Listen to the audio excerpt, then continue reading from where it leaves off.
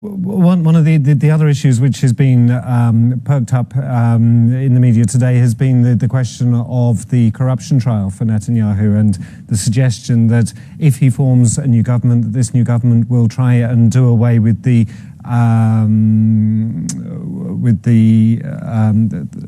charges that are being sought against him. I'm trying to find it just here. The actual. Yes. Yeah. Will that be possible? Well, yeah. There is talk of changing the law, but I don't think anyone thinks they can change it retroactively to affect an existing trial, because the trial with Netanyahu's trial has already been going on for a year or two. As I understand it, legally, under Israeli law, they will not be able to apply a change of law to an ongoing trial. So in spite of the talk about that, I don't think that's going to happen. But I might just say one more general thing about the corruption charges. What Netanyahu supporters, or indeed even many people who don't support him, say is he's not really corrupt, and they were selective charges brought against him by his political opponents because they can't beat him at the ballot box. Right.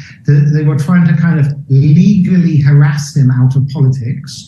And they're saying that they've been applied very selectively. Some of the charges are things like trying to influence media owners to give more favorable coverage.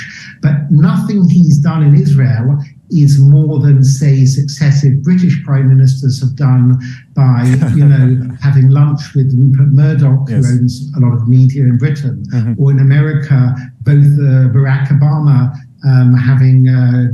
playing golf with the owners of the New York Times, or Donald Trump wining and dining Fox News journalists.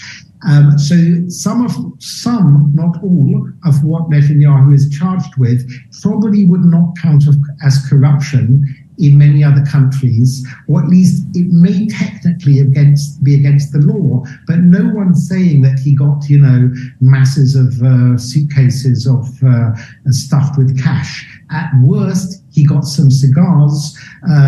Technically, again, it may be illegal, but there's a feeling that the media and political opponents have upped this to make it seem like a much bigger corruption than it is, which is why Netanyahu's support in the Israeli public hasn't gone down.